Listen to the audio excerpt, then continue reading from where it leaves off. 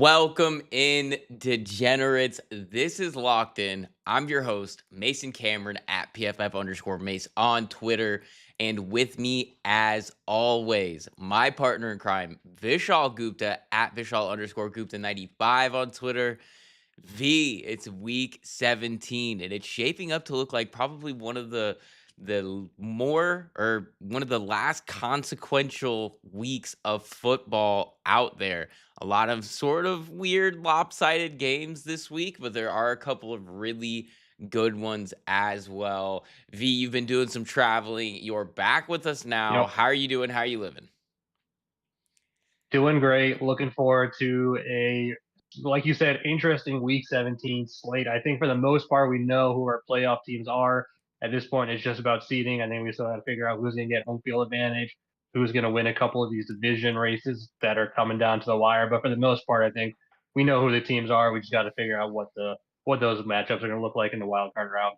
It's going to be an interesting thing to see shake out. We have one game on our ticket here that we're going to talk about that is going to have a lot of consequence towards how some of those seedings shake out. So we can break into it. But first and foremost, we got to take on a Christmas Day slate that was sort of interesting. Before we break into that, if you guys want to check us out, make sure you guys stay locked in here. Important Nonsense on YouTube and Nonsense FF on Twitch. That's how you guys can stay tapped in with us.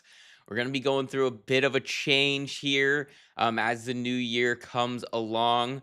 So make sure you guys stay locked in for whenever we go live or for whenever any of the other guys go live right up until the end. So awesome. And we're starting with this weird Christmas Day slate. It was a weird one. We had a lot. It was sort of a microcosm of what we saw or what we're going to see pretty much throughout the NFL this week. There are so many games with some very lopsided road favorites.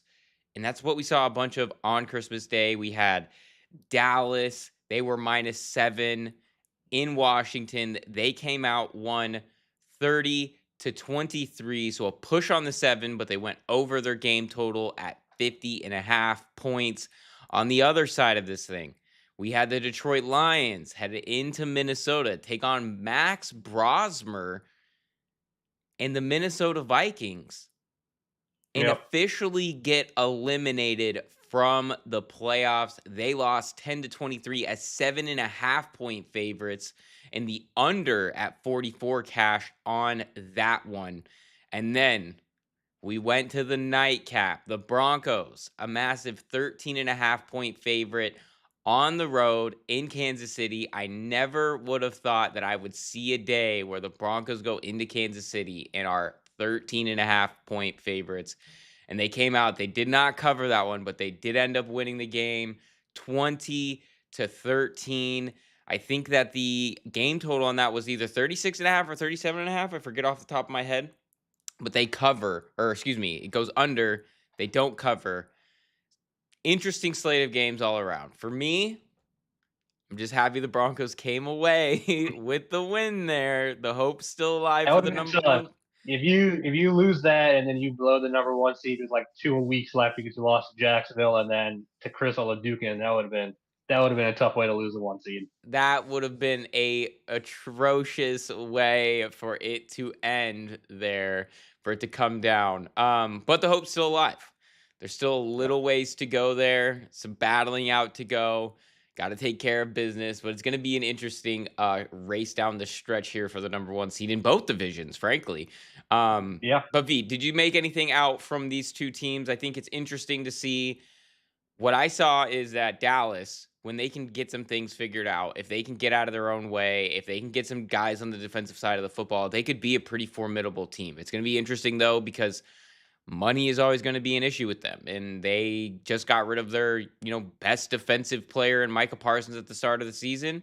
And then they go out, they get Quinnen Williams. They look much improved on defense in a multitude of factors that they really struggled with. Washington, you know, I, I'm I'm not ready to write off Washington just yet. I don't think that they're going to come in. I think they're going to come in next season a lot are very undervalued. because of what we saw this year, but I think we're not that far removed from the team that was worse than this team on paper came out and made it to the NFC Championship. So I'm not necessarily going to sell on them going into next season. I think on the other side of this, though, Minnesota, interesting season for them. Detroit, interesting season for them. They both have a lot of stuff that they're going to look at. It's looking like Detroit's actually going to go under their season win total of 8.5, which I think would have surprised anybody. Starter Yeah, like earlier on in the season. I know I had some shares on them going under that 8.5 win total. Primarily when Frank Ragnow retired at the beginning of the season, and uh, they have a lot of things that they have to answer, particularly on the defensive side of the football, but, offensively too. There's just been a little bit too much. They really need to go some soul searching, and it's quite interesting when you talk about the fact that this team, last season, they were talking about Dan Campbell right after they got bounced from the playoffs, and he was, making comments about, "Hey, this might have been our only real chance at this, or our last real chance at this." And, after seeing some of the yeah. stuff that they That had was this after year. the uh, that was after the NFC Championship game against the Niners a couple years ago. I remember we did a show Oh, right after okay. that, and Right. yeah, I talked about that too, and I remember that coming up, and they did a great job bouncing back the following year. Last year, winning 15 games, getting the one seed, but then unfortunately they did get bounced in the first divisional game against Washington, and now it looks like I don't know. It could be tough. I saw someone online posting like Jared Goff's cap hits for the next 3 years. They're like in a $60+ million range. So it's gonna be a tough situation. I mean, they still have a nice young nucleus, but the question is, what do you do at quarterback? What do you do at the coordinator spot? So yeah, those comments from him a couple of years ago are really resonating strong right now for sure. Yeah, it felt like they paid a lot of guys. They paid a lot of Yeah, guys over the last year plus, and that bill's going to be coming due here soon, and they're going to have to make some yeah, tough decisions on the roster, and that's one of those things where they didn't reach their goal again, and to have to take pieces away, and they're really going to need to draft really well. And if we go over to Denver, Kansas City, I mean, Kansas City 6-10. I can't say that that was super, super surprising because that's actually something that we talked about early on in the year. Now, 6-10 is probably a little bit more surprising than, say, them not having a dominant season, because I think it was something that we predicted and saw late into last year when we said, okay, this team's won 6 games on the very last play of the game. They had 11 wins by one score. Like, that is a metric ton of games to be playing at such close margins, and they just weren't as heroic a team to come out and do everything that they did in previous years this time around. So it's going to be an interesting thing to watch all of these teams shake out. V, is there any other things that you noticed from these games, or any other inputs you have on the season for these guys, or maybe moving forward into next year, something to watch for, a lot of these teams being bound. The only one playoff team played last yeah. week, or at last night. So, Yeah, definitely think the most interesting team is Detroit. I think we covered it. I just, again, they have a good nucleus. The question is, what can they do in terms of, they have to find a way to stay healthy first and foremost. I feel like we talk about them almost every year that they have the most injuries out of every team in the league. They need to figure that out. They need to get better defense. So, figure something out at the quarterback spot. I mean, it'll be very interesting to see what they do because for having as many wins as they've had over the last 3, 4 years and having the playoff results that they've had is disappointing. So they need something to show for it. Dallas, I think, they had a good performance, and I think when things hit on all cylinders for them, they could be a really good team. But it's the Dallas Cowboys. Things don't work out for them. Things always go wrong. Seemingly, they're never consistent, whether it's on the field stuff or off the field issues with Jerry Jones doing ridiculous stuff like trading Michael Parsons. You just never know what you're going to get for them. So it's hard to believe in them long term and to be consistent for an entire season and put it all together and be a legitimate playoff threat. So while I like the pieces they have, especially in offense, they're not a team you can trust. And then for Washington, I think this is a big, big offseason for Adam Peters and that front office. They have to be able to put together a roster that can help Jaden Daniels and not be in a spot where Jaden has to be a Superman every week and carry this team and do all these crazy things, throwing and running the ball and putting himself in a position to get hurt because he has to feel like he has to carry the team. So big offseason for that front office. Very curious to see what they can do in turning this from, I think, one of the oldest rosters in the league to hopefully one of the younger rosters and really build around Jaden long term than trying to catch lightning in a bottle like they were trying to do this past year. Yeah, absolutely. They need some help on the defensive side of the football because it hasn't looked great. And you know, Bobby Wagner, Hall of Famer, he's going to be first ballot Hall of Famer, but it's definitely looking like it might be time to hang him up there for Bobby Right. and get them some fresh blood on the defensive side of the football. Get themselves a pass rusher. They really are in desperate need of a pass rush. They get a defense going. You know, they did some work to get some guys on the offensive side of the football. You know, they've got some blocking up front when they can. They need to continue to round out that offensive line, but now they've got some weapons. They can figure some things out. They're going to get back some guys healthy. So, you know, they're definitely putting it together, and they can bounce back from that. And I think you hit the nail on the head with the Dallas Cowboys is that they always have good pieces, it seems like, but you know, unfortunately, things don't shake out in their favor more often than not. And it's been a bit of an up and down roller coaster for them, whether that be, you know, roster construction or guys not getting paid well enough and, you know, getting Right. traded and things like that. So there is a lot to be said about what their potential could or could not be. And it might come down to money. It might come down to money, which is an interesting topic. But we head Right. into the slate. Those are the last games on Thursday night this season. But we do have games on Saturday. And the first one on our slate here, V, is one you're targeting on the Saturday slate. And that is the Houston Texans heading into LA to take on the Chargers. The Chargers here, 1.5 point favorites at home. Game total on this one, 39.5 points. V, tell us what you're targeting in this one and what you're seeing for it. Yeah, this might be the best game on the slate this weekend, and we're going to start off with it. First game on Saturday. I'm taking Houston to cover the spread at plus 1.5. Probably going to probably having them to win this game on the money line here. I just think this Houston team is exceptionally good. They've won 7 in a row, and I think they're really clicking on both sides of the ball right now. We know how good they are defensively, but they've really started to pick things up offensively too. We saw them just drop 40 on Arizona 2 weeks ago in one of the better performances we've seen all season from an offense. Things are really starting to go well with them in terms of Stroud finally having some time in the pocket to, maneuver and find his playmakers down the field. I don't know what they've done specifically with their offensive line to make these kind of improvements, but it is clearly showing in terms of the results with CJ Stroud in that passing attack. Nico Collins is playing as well as we expect him to play. Dalton Schultz has become an integral part of that offense. You're getting other guys involved like Christian Kirk and Jalen Noel and all these other guys because when Stroud has time, he can be that guy we saw in his rookie season where he is one of the best quarterbacks in the game, and he is playing like one of those guys right now. So it's really good to see from him. And then again, we know what that defense can do. They're just unstoppable. Pass rushers all over the place. Guys like Derek Stingley in the back end. He got his first career pick six last week. They're monsters on that defense, and they get a chance now to go up against a Chargers offensive line that is just decimated with injuries, as we know, and they have been one of the bottom performing lines in the league in terms of both pass protection and run blocking. Despite that, the Chargers have produced wins and they are winning football games right now, and they are only one game back in terms of the AFC West, which is all the credit in the world to what Justin Herbert can do uh, offensively for them. But at a certain point, too much is too much. I mean, you can make things work against the Raiders, against the Cowboys, and guys like that. But you come up against the Houston Texans and Neil Hunter and Will Anderson, no amount of amazing Justin Herbert play is going to be able to overcome that.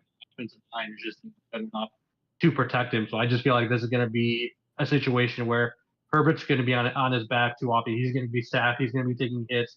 He already has an injured arm from some of the hits he took earlier in the year. So just too much defense, I think, on Houston that's going to overpower this Chargers offensive line. So I'm going to take them covered +1.5 and win this game outright. Yeah, I in my heart hope that that's the way that it goes too, so that the Chargers stop banging on that door for the AFC A West. little bias there, yeah. but um but yeah, so I do have a question for you though, V. Are you at all concerned Yep. about some of the performance that we saw this past week against the Raiders for the Texans? The Raiders really stuck in that game. It felt like sometimes the defense Yep. really was, not looking like their usual selves. Is that anything that gives you cause for concern here, or is this sort of a matchup that you think is a little bit better for what we could see out of a Chargers team or out of No, the yeah, I'm Texans not versus overly Chargers? concerned. Yeah, I'm not overly concerned. This is the NFL. This happens from time to time. Even if you're coming up against one of the bottom teams in the league, they can still be competitive. They can still win any given Sunday. That's where that phrase comes from. That's why this is one of the best leagues in the world because there's parity, not just season to season, but week to week. You can see crazy results. The fact that the Raiders punched back and had an awesome performance from Ashton Genty, the Texans still came out and won that game. They needed great performance from Stroud late in the game, and he was able to pull through, finding Nico Collins late in the back of the end zone there. A massive play for him. So yeah, close game, closer than we would have thought. But again, these things happen in the NFL. They still found a way to come up with a win, and I think that's the most important thing for them. They have that winner's mentality. I think that's what's gonna showcase here. And I do think again, the big thing though for me is a matchup. I just cannot see the Chargers offensive line being able to slow down this Texans defensive line. Yeah, absolutely. I mean, it makes a ton of sense, particularly when you talk about how they can get pressure and the guys that they have up front there. And unfortunately for the Chargers, they have just been decimated up front pretty much all season, and it has looked like we've needed Justin Herbert to run quite a bit. I actually think even on a props market standpoint, that's something we talked about this morning on the PFF betting show was that Justin Herbert, a rushing prop at 23 and a half yards sounds like a really good value, particularly against this Texans team. Mm-hmm. And considering that both of these teams are in the hunt, that this is a game that has massive playoff implications, that this is one of those situations where you could very much see a Chargers team in desperation mode and a Justin Herbert who's having to run quite a bit or quote unquote run for his life is one way you could Right. definitely put it. So I think that you're right there with that one, and it's just interesting because if we look over at some of the trends for these teams, and specifically for the Texans, they have covered five of their last seven games, coming in from, mid-November there. And the Chargers, they're right there too. They're in the same boat. They have covered each of their last four games. Now most of those games for the Chargers, or at least three of the last four, did come as dogs. So it is an interesting one. They're going to be at home. They're going to be favored. They did win a game favored against the Raiders a few weeks ago, but really it has been a tougher proposition for them to cover when laying points. Whereas on the opposite end, we've seen a lot of success when you give this Texans team points. It's something that, I've taken advantage of a few times this season is that, I mean, this isn't a very big line to be gifting points, but I think it Right. shows you the narrow margin for this game and why it's something obviously that we talk about a lot is when you're taking a dog that's at like 1.5 points, it's more fortuitous more often than not to just go ahead and take the money line because that margin is so slim as well. And this is a situation where when you give more points than you should, this Texans defense is for real. They're going to keep games close. And if they're playing well offensively, it puts them right into position to win games like this. So I completely agree with you there. The next game we have on our list here is one that doesn't have any playoff implications, but I like it. These teams have been out of it for a while, V. But we're going to them anyway because they're playing hard and they're Let's do it. playing their best ball at the end of the year. This might not be a game that matters. This might be a game for nothing but seeding in the draft. But guess what? They don't care. They're coming for you. And this is actually going to be a really good football game. I don't care what anybody says. We have the New Orleans Saints heading into Tennessee to take on the Titans. And this is it, V. We've come full circle. The team that I took early on in the year to not win a single game in the NFL, I thought they were going to be the worst team in the NFL. They come out, they've played very well. They're playing their best ball at the end of the year here. And I'm taking them as 2.5-point road favorites. That right. We're headed Let's do it. with the Saints here. The Saints, like I said, they're playing their best that they've seen all year. Over their last 6, they're 4-2 straight up, 5-1 against the spread. And that includes a 3-0 mark against the spread on the road. Now, granted, all of those were as dogs, but they have impressive road wins over that span as well. They beat Carolina by 10. This is a Carolina team that might win that division. And Yep. that was a +5 game. And then we talk about Tampa Bay. They beat Tampa Bay, where Tampa has, another team that might win the division. Frankly, I don't know that they deserve it because they've really fallen off a cliff towards the end of the year here. But they beat Tampa That was by a tough one, 4. man. That one eliminated a lot of people, including myself, from eliminator pools all over the world. Yep. Tough. Yep. It was a pretty brutal game. It was a pretty Yeah. brutal game to say the least. But we're back here. And I think it's going to be an interesting one to see how this shakes out. And this team is definitely playing for some pride down the stretch. So beat Tampa Bay by 4, +7.5 favorites in that game. And really, the big reason for it is the defense has just been extremely, extremely solid. Since week 10, their first in offensive success rate allowed. Only 28.5 points, or excuse me, only 28.5% of their plays faced are a positive outcome for the offense. And that's a great, great number, really holding teams down, restricting them on first and second down.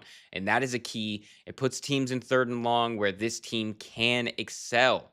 They're holding teams to just 4.4 yards per play. That's the second best in the NFL so far. And I mean, granted, that's primarily, if you go back and look at their schedule, it's largely against some of the lower tier lower tier offenses.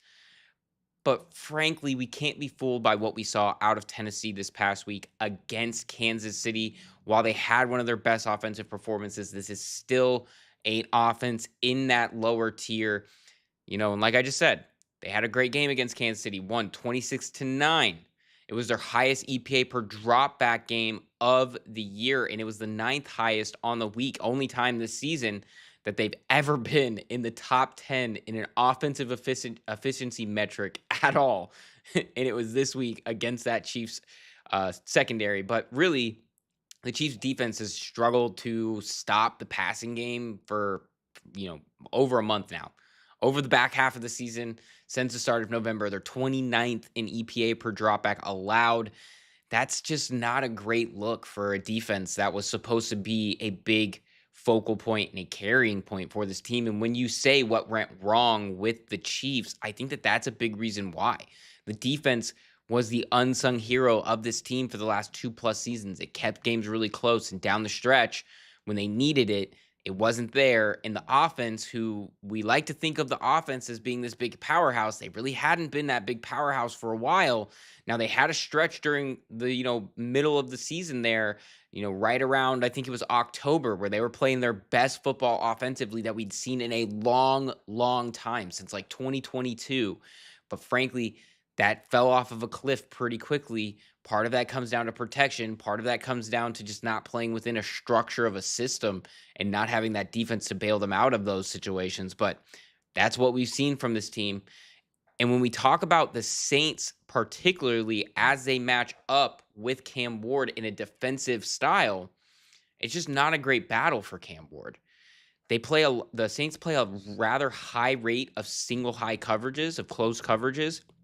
Cam Ward versus single high, only 6 yards per attempt and 11 turnover worthy plays. Both of those are in the bottom 10. I think that that's going to put them behind the 8 ball in a lot of circumstances, where it's going to allow the Saints team to play from ahead and control the pace of the game. Also, the Saints team is not only just great in the secondary, which they've been phenomenal in the secondary, which has actually been quite a surprising, development for them down the stretch. but they're also a really good front seven, which I think is something that hasn't really surprised us as much. That was where their strengths sort of lied. And that's going to be tough for a Tennessee team who has really built their offense off of getting the running game going and letting Cam Ward sort of have the pressure taken off of him. When you put too much pressure on Cam Ward to play from behind and just throw and throw and throw, he just makes mistakes. Now, the kid's resilient. I'm actually really excited to see how he comes into next season because I think, if anything, this kid knows how to bring himself back up and not to take anything, as given because, 0-star recruit goes out, balls, comes back, transfers, balls, like everywhere he goes, he starts low, ends high, and he figures it out. And I think that this is going to be that situation too. He comes in as the number one pick, really crumbles. This team crumbles early. And I think that we're going to see, particularly if they get the offense going, if they get some pieces on defense, they figure it out in the roster sense, he can really succeed. But, right now, this isn't going to be that situation for him coming up against the Saints defense. And if we look at it on the other side, Tyler Shuck, I I'm shocked. I'm utterly shocked. I did not see Shuck coming out playing as well as he has in his first handful of starts down the stretch here. It's been incredible. And over the last 3 weeks, he's finding his rhythm even more. He has an 86.2 PFF passing grade. That's sixth highest over the last 3 weeks. And a big reason for that is he has been so good this season completing throws between the numbers. 90.6% adjusted completion percentage, throwing in the middle of the field. In Tennessee, they've really struggled to cover over the middle of the field. They've allowed the fourth highest passer rating allowed. So what I could see being a situation is where, while Tyler Shuck isn't necessarily, chopping teams up in the mid-range or really hammering throws deep down the middle of the field, he takes what's given to him in the short middle field, and then he can uncork the long balls, uncork the deep fades, things like that, or excuse me, uncork the deep posts, things like that, and really figure it out and take the big shots when needed, but take a very measured approach to offense. I think that they're going to be a much more competitive team next season. I'm definitely not going to be taking them to win 0 games. And I believe that I believe their total for the season was either 4.5 or 5.5. So they've either gone over that or this game could put them over that. So it's going to be an interesting draw for that as well. V, do you see anything in this matchup that I might have missed? I think you covered a lot. I think these are definitely two of the best rookie quarterbacks from last year's class. Throw in Jackson Dart in there as well, but should be a very, very interesting matchup. I think I'm going to be taking the over in this game at 39.5. For a lot of the reasons that you brought up. I think what you're seeing from the Saints offense, really impressive, especially that passing game.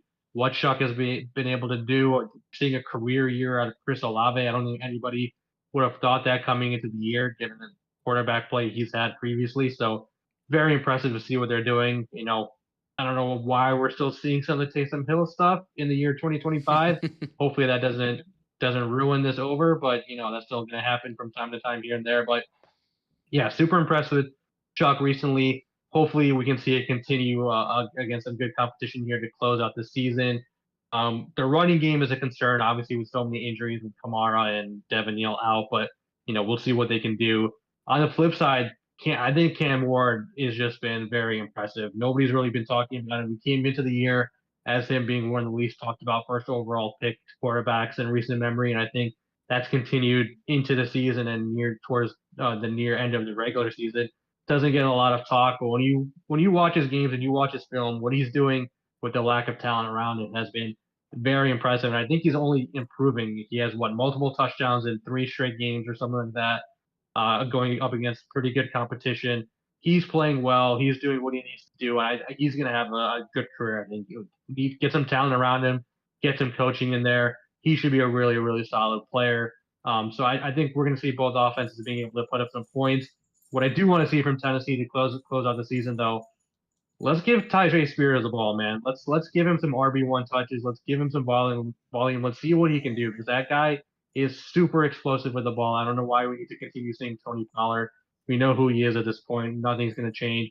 Give Spears lots of volume. Let's let him, run it down the field. He can put up some monster numbers with the ball in his hands. So that's what I want to see out of the Tennessee to close the season. But generally speaking, 39.5 is a relatively low number, given how well both these quarterbacks have been playing. So that's where I'm heading this game is taking the over here. Yeah, very interesting. And you said it well too. Cam Ward has been playing well. Now, that's Yeah. definitely not to the note from, the Chiefs game. While yes, obviously a big game for them. They won that game by quite a bit. And it's definitely not Yeah. meant to disparage Cam Ward or what this offense has done with less. They've done less is more approach pretty much the entire season. He's throwing to a bunch of rookies. They're not giving Tajay Spears the ball enough. Like in every single week, it feels like he is making a throw that does keep him in this game, which is why I'm a little bit more comfortable. Now, Judah Fort Gang, one of my partners over at PFF, who was also taking this game, he actually pushed the line out to 5.5. I'm going to probably sprinkle a little bit on something like that, but I am definitely far more comfortable taking it under a key number like 3. And that's Right. for some of the reasons like you just stated, because Cam Ward can make some throws to potentially keep them closer in this game. And it will be an interesting thing to watch for sure. The I mean, next, just think about this. 2 weeks ago, he's scrambling around and throws a touchdown pass to defensive tackle Jeffrey Simmons.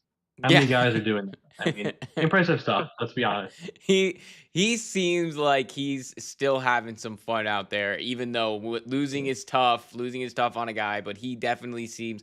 I said this before too, and it continues to sort of be my main focus. Is we're gonna look 3-4 years down the road and be like, you know what, Cam Ward was the right choice, and it comes down to some Right. things. 100%. It comes down to some things that we talk about all the time, where if guys come into the league, particularly first round picks, if they come into the league and they're not prepared to get better, they're just getting worse, because that's how it is. Everybody's getting better every single year. And if you're one of those guys who comes in like, hey, I'm the first overall pick, I've got it all figured out, you're not going to be motivated to get better until you get hit in the mouth. But that's not the case for Cam Ward, because he is literally a guy that came in as a 0-star recruit, wasn't highly touted, and he worked himself into getting to be the first overall pick. Everywhere he went, he balls. And I think we're going to Yeah. look 3 years, 4 years. We're going to look after his first contract and be like, wow, Cam Ward really did take a lot of strides. Look at this Tennessee team being successful. I think that they're going to be a much more competitive team. Now, it might not be that tomorrow. It might not be next year, because I think that they still have quite a bit of ways to go on this roster, but continue to look for them to get pieces. They're going to have a lot of cap space because they don't really pay a ton of guys. And I think that you can see this team making some moves, definitely.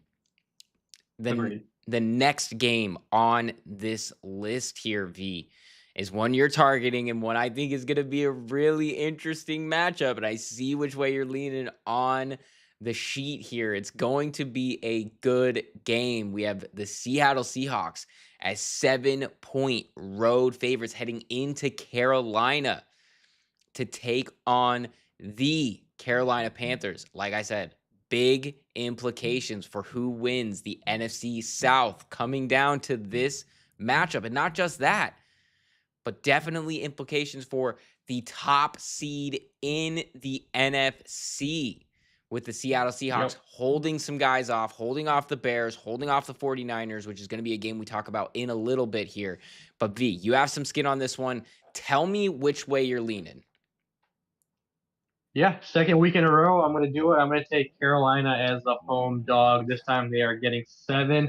So I'm going to be taking the Panthers at +7. I'm not sure why the line is as big as it is. I think we've been seeing continuously all season when Carolina are dogs, not only do they cover, but they are winning these games outright at a crazy clip. I mean, it happened last week against Tampa Bay, home dogs. They win outright. Crazy comeback. Great job by um, Bryce Young making some unbelievable plays. A few weeks before that, they're home dogs against the Rams. Not only do they win, or not only do they cover, they win that game outright. You go into Atlanta a couple of weeks before that, your dogs, you win that game outright. Your dogs at Green Bay, you win that game outright. Just consistently over and over again all season. This is what we've been seeing from them when they are underdogs. That's when this team plays their best. That's when Bryce Young plays his best. I mean, not only did he have a very nice touch pass to Ted McMillan to end that first half last week for a touchdown, that scramble play he had to Jatavian Sanders on third down in the red zone, phenomenal play. That's what you need from your first overall pick at quarterback. You need him to be making these kind of plays where he is winning games for you, and you're not winning games just with him as a game manager, but him being the reason you're winning games. And we're seeing that it's not consistent enough yet where you feel totally comfortable with him as your long-term guy. But when you see it in these flashes here and there, you understand why he went first overall in the draft a few years ago. And I think he has an opportunity to do it again this week against a phenomenal Seattle defense. But if he can do it here at home with the division on the line, it's gonna be a statement. I think it's gonna say a lot. So I'm excited to see what he does with this opportunity. The big thing though for me on the other side is just with Sam Darnold, man, he turns the ball over a lot, and I just don't feel like it's getting, the talk that it should. He is second in the NFL in terms of interceptions thrown at 13. He's also fumbled the ball 8 times this year. He is not doing a good job taking care of the football. It should have cost them again last week. He had 2 turnovers, including one in the fourth quarter in the red zone that should have closed the game. Phenomenal comeback by Seattle to win against the Rams and take control of the NFC West. And Darnold was a big part of that. But 4 interceptions in the first matchup against the Rams, 2 in their second matchup. I just don't know, man. He is not doing a good enough job taking care of the football where I feel comfortable taking the Seahawks to cover a full touchdown on the road against another potential playoff team in the Panthers. This line is too big. I don't know if you had to ask me right now, who do you trust more going into the playoffs and going into the next couple of years, Sam Darnold or Bryce Young? I think I would probably still say Darnold in the end, but it's a lot closer than I think Seahawks fans would want to admit. I just cannot get the turnovers out of my head when it comes to Sam Darnold right now. Yeah, and been those high leverage plays. If we talk about that game, so this is sort of an interesting thought process and an interesting, you know, analysis of this game. If the Seahawks don't win last week in that game against the Rams, and Mhm. we come in to this game, they're not 7-point favorites. They're Interesting. they're 3-point favorites. So that Yeah, you might sort be of right. outcome is the type of thing where, while to be honest, the market in years past, I felt like very much tried to set competitive lines. This is a week where it's been a very interesting thought process because there's a lot of very heavy road favorites. And now it's not like in years past there weren't situations like that, but it frequently feels like there are games like this which were aggressively mispriced based on what books see as the public narrative. And I think that this is one of those situations where the public watched that game, everyone saw it, everyone was really excited, everyone saw, okay, you come out, you're in the first overall seed in the NFC after a really big win against the Rams, but we have to talk about that game. It's those high leverage plays that really went in their favor that caused them to win that game. Largely, that offense wasn't that effective outside of a 52-yard catch and run by Kenneth Walker and a couple of other explosive plays, a big punt return by Rashid Shaheed, and of course the 2-point conversion that we talked about.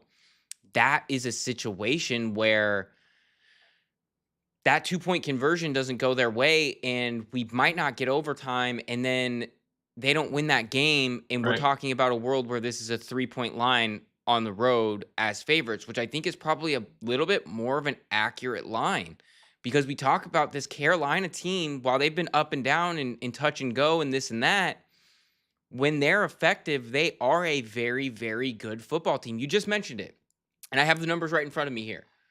Carolina this season as home underdogs are 5-1. 5-1. Stop Pretty good. giving the Carolina Panthers points at home. I just don't understand that. And it goes from everywhere that we see. You continue to look at them. You even just go to just them as dogs this season. Just them as dogs, 8-4. Why are they getting so many points week in and week out? Stop. This is a team that can play from ahead. Like they struggle to get some of those leads, but this is a team that can play from ahead. And if we saw where that Rams game for Seattle was now, obviously this Carolina Panthers team, they're not really that great defensively to a point where it's like, hey, they're going to be in every single game. And that tends to be where it falls apart, is because the defense sort of let them down in this, that, or the other, particularly because they can't really pressure that well. But if they can stay into the games, they are able to get this rhythm where high-powered offenses like what we've seen out of Seattle can struggle, particularly if you're giving up those high leverage plays like you just talked about with the turnovers. Now, this could be one of those games where it's super corny and it's super cliche to be like, whoever wins the turnover battle wins the game. But this is one of those situations where if Carolina turns over a couple on Sam Darnold, that turns this game on its head, and they can run the football and they can play really well. And we've seen it from Bryce Young, is when he is asked to throw, he can do a lot with his arm. But this will be one of those games where they don't need to ask him to throw a lot. They're going to want to control the ball, and they're going to try to play for the couple of those high leverage plays and just keep the ball out of Seattle's hands. Because really, one of the things you don't want to do is go up toe to toe with the Seattle defense. Like I said, coming into that prior game against the Rams, over the last 6 or so games, was the highest rated defense in EPA per play allowed, and that was something that hey, I know they just beat this Rams team, but Yeah. I would still probably take the Rams over them when we see them in the third matchup, and it's going to be Yeah. something I worth mean, watching. if we get a third playoff game and it's the Rams in Seattle, the Rams are probably going to be favored. Like, I think that's probably what's going to happen. I think that tells you a lot. Yeah. And unfortunately for Carolina, well, or maybe not, because they just beat the Rams too. So now they might take out the other, juggernaut in the Yeah. NFC West. So that would be a great touch for, obviously, when they host a playoff game, and that playoff game is either against the San Francisco 49ers, the LA Rams, or the Seattle Seahawks. It's going to be versus one of them, because, one of Yeah. those teams is not going to be winning the division. So it is going to be an interesting draw for sure, and I could definitely see it. So I like where your head's at, taking them at +7. A full touchdown is just a little bit too much. Now, is there a range of possibilities where Seattle can cover 7? Sure. But I think there's also a pretty wide swath of those possibilities that include Carolina playing a very close game And winning outright. and winning That's a outright. possibility for sure. Yes, absolutely. Yeah. Absolutely. The next game on our list here, I am honestly handicapping this game. I felt a little bit of sadness. Not because the Jacksonville Jaguars, who did just beat my Denver Broncos, but because I really thought that the Indianapolis Colts were going to win this division. We're going to play great football down the stretch, and it's all fallen apart. And it's a tough look for them. But here we have the Jacksonville Jaguars heading into Indy to take on the Colts. They are 5.5-point road favorites. I'm siding with Jacksonville here as 5.5 road favorites, and I'm even willing to push this line out to as much as 10. I'm going to be taking some alt approaches on this. I have some same game parlays around this game as well, particularly inspired by what we saw last week out of that San Francisco game. And really, it's just that this defense is not a good unit. And now when they don't have that offense to really hold the ball, control the ball, and press up scores, it's become a much tougher ask for them to figure this thing out. So if we talk about Jacksonville, on the side of Jacksonville, before I get too disparaging about the Colts, 6-0 against the spread over their last 6. And in those games, their average victory margin, 18.8 points. Jeez. That's a lot. Absolute powerhouse. And this is one of those things that we talked about last week when you said, hey, Broncos favored against Jacksonville. What do you think? You know, They weren't going to cover that game. And the fact that they lost, honestly, you know, not terribly surprising given sort of how both of these teams have played. The Broncos have won a lot of really close games. Jacksonville, they've been blowing some teams out. They got the better of the Broncos, and now they're going to turn their sights to the Colts, where they can absolutely slap them, and put a bow on the division and really fight for that number one overall seed. And it's one of these things where the last time they played just a few weeks ago, uh, 36-19, that was a 17-point win. That was included in that 18.8-point victory margin as well. And Indy's issues, I mean, we can talk about it. They're just not cohesive offensively. Now, they scored 27 last week. It was only the second time they've put up 20 or more since the start of November. So it's really been a long stretch that they have just been inept on offense. They still lost by 21 to San Francisco, despite scoring, one of their highest game totals in months. It's, I think, a similar thing that we're going to be able to see with Jacksonville this week. Teams have just spelt blood in the water against Indy's coverage unit. Lawrence, he was the only quarterback to not throw for 270 against this team when they played recently. I'm going to be taking some alt lines for his passing total to go over 270 plus. I think his line sits somewhere around about 235 now, which I think is a really good value, particularly in the props market. And he was still very effective in that game. He had 8.1 yards per attempt. He had 3 dropped passes that would have potentially put him over a mark like 270. And I think that when we talk about some of these situations, particularly when we just saw what Brock Purdy did versus the Colts, I mean, he threw 295, 34 attempts, 8.7 yards per attempt. And part of that is because the Colts have actually been decent against the run. Not great, but better than they have been in coverage. And teams have just been more keen to attack them through the air. So that's where I'm going to continue to attack them, is through the air. I think that when you talk about how well we've seen Trevor Lawrence play, coming up against a Colts defense like this, I would like to push the button. So I don't think a 5.5-point road spread against a division rival is really going to move the needle too much for a team that has their eyes set on the number one seed and really not just playing, against other teams. Hey, we need some help. We need the Broncos to lose. We need, this team to lose for us to move up. What it takes is them coming out and proving, hey, we're for real. And I think a lot of people have, sort of sold the Jacksonville Jaguars as not being real. They're good on defense. They're really good on offense. And it's something that we talked about with that Broncos game last week, is that, this Jags team has been fantastic defensively as well. Now, they're not as good on the edges. They're not as good on the outside, covering outside. But when we talk about Phillip Rivers, like, there's not a ton that he can do. Now, he tore up I say tore up, but 277 is essentially tore up for a 44-year-old quarterback. But the arm strength just really wasn't there even last week. But luckily for him, holes in that San Francisco defense were very, very wide. That's not going to be the case when you play Jacksonville. They're very strong in the middle of the field, and it's going to be pretty tough to make some of those throws to the outside. I don't think that that's going to be the same situation that we see against Jacksonville. They're going to have a pretty, easy time with it. And if we talk about just how well Trevor Lawrence has played for them offensively since the start of December, he's second in passing, PFF passing grade, 91.6. Not only were we seeing the best of Trevor Lawrence a few weeks ago, he continues to be a really, really strong quarterback. Second in yards per attempt, 8.7. So they are efficient. Liam Cohen is really putting this team in position to win.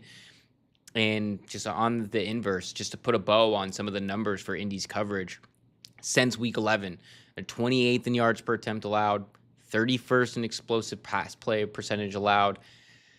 And if I'm looking at some Jags pass catchers that could make a big difference here, it's actually going to be Brian Thomas Jr.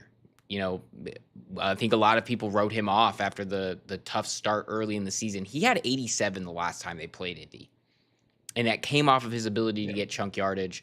I'm going to go ahead and take some alt lines, push him up to 100. His 21.6 average depth of target shows that this team values him as a deep threat, and we've seen a lot of what Trevor Lawrence can do pushing the ball down the field in recent weeks, I'm going to go ahead and take Jacksonville to win this game by 10 or more. But I really do like the -5.5. V, is there anything that you see in this matchup that intrigues you? I think you covered a lot of it. I think, yeah, this is relatively low line given the direction both teams are going in. So it should be a relatively easy cover and blowout win for the Jaguars. I think, but what you said at the top there, man, just unfortunate season for the Colts here. They looked like they were on top of the world. They were leading the NFL in terms of their record. They were at 8-1, and it's just been a man, such an unfortunate in-season collapse. I think we haven't seen like this in a long time. I feel like you make that trade for Sauce Gardner, and immediately everything just goes terribly wrong. Daniel Jones gets hurt. Gardner's not able to stay on the field. Tre'Davious Ward gets injured. DeForest Buckner has been in and out of the lineup. He just re-aggravated his neck injury. He got placed on season-ending IR. Just a tough look. You bring in Philip Rivers because Riley Leonard also gets hurt. And I don't know, it's just a crazy circus of a season. Now you don't have your first round picks for the next couple of years to boot. Just a tough, unfortunate situation. This would have been a very fun team to see in the playoffs if fully healthy. They just have so many weapons on offense, not just Jonathan Taylor, but you throw in Tyler Warren, Michael Pittman. What we've seen from Alec Pierce, one of the best wide receiver seasons we've seen from a Colts wide receiver in a long time. Just awesome stuff from him. He's going to get paid this offseason. So they had a potential to be a really, really fun story heading into playoffs, and it's just completely fallen apart. Tough to see. Don't really see them having a chance in this game. So, yeah, right there with you in terms of Jacksonville covering this one. Yeah, and I haven't checked the injury report as of today, but I know Sauce Gardner logged his first limited practice on Yeah, Thursday. So there is some potential that he does come back there. But again, not enough. not enough. And frankly, I don't think it's one of those signs he wasn't super encouraging when he was out there. Not necessarily him, but the defense really didn't get that massive boost in the secondary. They had a game where they had Travarius Ward back before he unfortunately experienced his third pretty serious concussion of the year. And Sauce Yeah, Gardner, had his injury, and they had a game where they were both back there, and it really didn't net much success for them in coverage. And it's just been a really tough situation for them defensively. Lou Anarumo was brought in to really fix this defense, and it just hasn't been the case there. And they're going to need to figure some things out. Obviously, injuries are a big issue. But yeah, yeah, now no first round picks for a little while. Now, again, I said it at the time, and I continue to say this, and some people have already coined this Colts trade as one of the worst of all time, and I disagree. I think that given how their weakness, at before November, the weakness that they had was in coverage. And if you were going to say, "Hey, we have a chance at making a run at this thing. What do we need? What do we go get? What do we do?" And they took a big swing for one of the best cornerbacks in the game, bar none. It's not an argument. Sauce Gardner is great, and he's going to be there for a while, and they're still going to have him, and he's still going to be a great part of this defense. It just ended up not working out, and other things fell apart for them where the offensive fell apart down the stretch. And granted, they yeah, still have a lot of really good pieces. They still have Tyler Warren. They still have Michael Pittman. They still have JT. Like, they got to figure out what they can do with Alec Pierce. So I don't think the door is completely shut on this team, but it is a bit of a heartbreaker to see this thing fall apart down the stretch. But Jacksonville, also a very encouraging story with Liam Cohen and seeing Trevor Lawrence really figure it out. I won't name any names, but there was some talk early on in the you know middle of the season there where some people were talking about, hey, what if the Cardinals straight up traded Kyler Murray for Trevor Lawrence? Just did a straight swap wow, and figure it out from there. New environment, see what you can't get out of both of them, and now it's looking like, right, hey, definitely don't want to get Trevor up because he finally looks at like that first overall pick at quarterback that we all thought he could be. yeah, for sure. And the last game on this list here, you talked about the game that we started with being potentially the game of the week, and I agree with you. But this is the other one that could potentially be the game of the week here. We have the Chicago Bears heading into San Francisco to take on the 49ers. 49ers, 3-point home favorites here. So neutral site game. This would be a pick 'em. Over under on this game, 52.5 points. I, for one, Yep. am very excited to see this game. Again, I didn't check the injury report as of today, but I know there were some injuries in this one that we're monitoring closely with George Kittle potentially out for the 49ers. Looks like Romo Dunze might Yep. not be going this week. It is going to be an Correct. interesting draw, but go ahead and tell me what side of this thing you're leaning on. Well, I think this has a chance to be maybe the most fun game of the week, at least, because I think there's going to be lots and lots of points. I am going to be taking the over at 52.5. Start with the 49ers. Their offense is just on an absolute roll right now. Brock Purdy, 5 touchdown passes on Monday night this past week. He had 3 or 4 touchdown passes the week before against the Titans. They scored 41 against the Titans and 48 against the Colts on Monday night. So their Hmm. offense is completely rolling, and I think they're going to have a chance to do the same thing against the Bears team that has some more injuries that they're dealing with on the defense. Their breakout cornerback, Nashawn Wright, was a DNP on Friday today with a hamstring and an illness that's going around in the locker room. CJ Gardner Johnson, who they picked up midseason, also limited in practice most of this week, dealing with a knee injury that he suffered in their game last week. And then TJ Edwards has a glute injury, causing him to be limited most of the season as well. So potential to have quite a few missed players again in the secondary already without Kyler Gordon, who's been out of the lineup for most of the season. So could be tough sledding for this defense going up against a 49ers offense that has looked to be unstoppable recently. Fun fact, the 49ers have not punted the football since they played the Browns before their bye week. They've gone 2 straight games without punting the football. And to be honest, it could be 3 straight because this Bears defense, even though they held the Packers to just 16 points last week, they also did not force a punt in a game that was played mostly by backup quarterback Malik Willis. So if you're not able to force Malik Willis and that offense to punt the ball, it might be tough sledding against Brock Purdy, who is playing exceptional ball since he came back from his turf toe injury. And then on the flip side, Bears offense, what do they do well? They run the ball extremely well, and that is something that the 49ers have not been able to stop in recent weeks.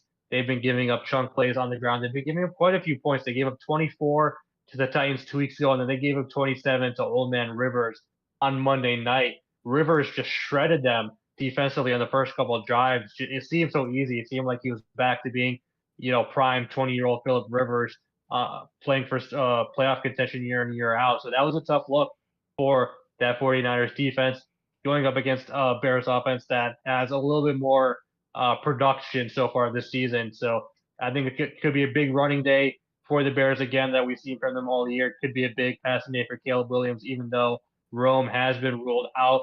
They are expected to get Luther Burden back, though, this week. He was a full participant today in practice, so he should be ready to go for this game on Sunday. So some more weapons for them. So I think it's just gonna be lots of points for both sides. I could see both teams scoring over 30 points in this game. I don't see a lot of defense in this one. So give me over 52.5. Oh, it's going to be a boat race. Yeah, I mean, you hit the nail on the head. And I Yep. love that you did a mention of Caleb Williams because Caleb Williams playing outside of his mind recently. That throw Mm-hmm. to win the game last week against the Packers was not only phenomenal to watch, it was the highest graded throw that we recorded at PFF this season. It was the only +2 throw. They have 31 or 32 throws since 2006 that have been graded as a +2. That was the only one this season. That And is now it music to my ears, and man. now Love it's to hear it. Caleb Williams, baby. They're back. Your Bears are back. Um, and I mean, you said it. You said it well too. Is that this? We talked about it just a second ago when we talked about the Colts 27 against San Francisco, and really, I mean, they made Philip Rivers look much better than he was. Those holes in the zone were massive, massive, and Caleb Williams does not really need too much of a hole to sort of fit some of these balls into.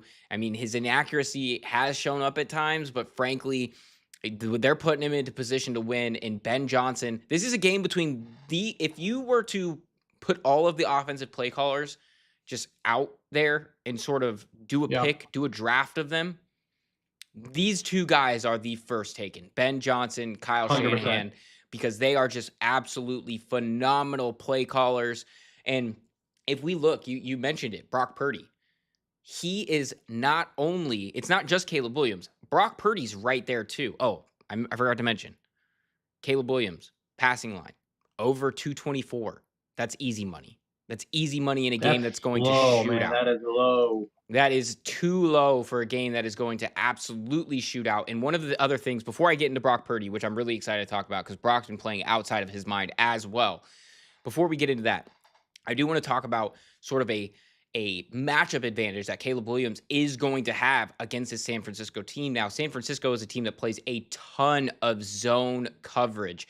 Now, they play a ton of cover 4 quarters. They play a ton of cover 3.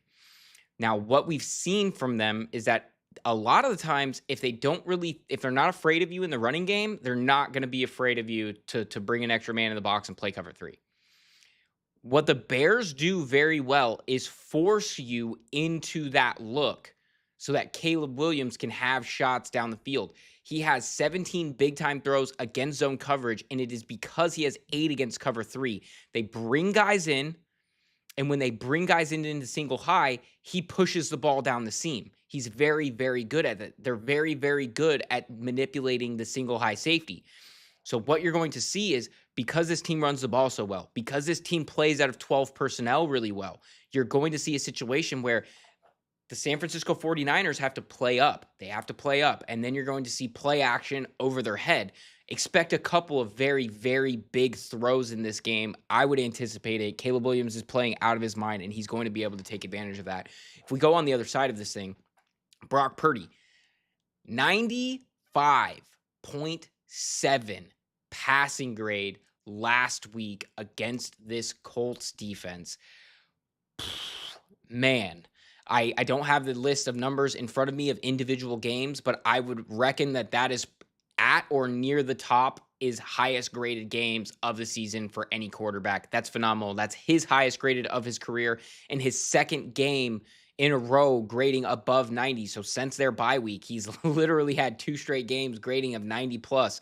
So he's playing just absolutely flamethrower football right now. He's in game breaker mode, and they are pushing for the number 1 seed in the NFC. Both of these teams are.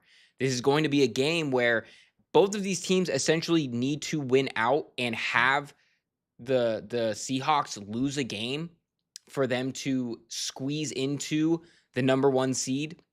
So this game is going to have a ton of potential, Yeah. because even if the Seahawks win against Carolina, it's still not dead because San Francisco plays them next week. So San Francisco is going to be The playing Niners for the control win. their own destiny. They Yeah, went out right. They're the 1 seed. they're It's the as 1 simple as seed. it gets for them. It's as simple as it Yep. gets. So literally every situation comes down to needing to win this game for both teams. Expect them to unload the bag on each other. And of course, you already said it, neither defense has really been that well. Now, the Chicago Bears have been better over recent weeks after getting healthier, but it's still not really a top tier defense. They're still sort of around that middle of the pack, below league average type of unit in EPA per drop back and success rate offensively allowed. So that's going to be something worth keeping an eye on, particularly when it comes up against a San Francisco 49ers offense that is, potentially the best in the league after at least through the last few games, they've looked like that. So, interesting. I did not actually know that I was not aware that they hadn't punted. I was wondering. We hadn't seen too many in a while. I was a little curious. Yeah. So Just go check out those drive charts from the last couple of weeks. It's pretty incredible to see. That's You don't see that very actually often. insane. So it's going to be a good one, and definitely going to come out to be an exciting game. In V, that does it for us. That's the last game on the slate here. And that wraps us up for week 17. It's been a doozy of a ride. We still have one more game to go in the regular season, and we're going to jump into playoffs. There could potentially be some programming alerts on where to find Vishal and I moving forward as Important Nonsense goes through some changes. And we're going to be, moving forward in the next chapter for Important Nonsense and getting things figured out in that regard. So, for everybody that's stuck with us through these seasons, through this year, it's been an incredible ride. I've had a ton of fun getting to break down these games with you every single week. I hope that we get to do even more of that. I hope we get to you know uh close out the season on a strong note and really bring home some money for the playoffs too. But it's been an incredible ride throughout the whole thing. And obviously, Important Nonsense, it means a lot to me because we essentially grew up here. It's been a great ride. Do you have any parting words for the folks at home? Yeah, I echo a lot of your sentiments. This has been the best hour of my week every football season, just chatting up with you on this show and getting to break down these games. I learned a lot. I get to talk about the stuff I love, so it's been a blast. I'm glad everybody joined in and watched. Hopefully, everybody learned a lot. Hopefully, everybody made some money along with us. And yeah, looking forward to continue doing it, whether it's here or on different platforms. So enjoy week 17, and we'll catch up with everybody when we can. And until next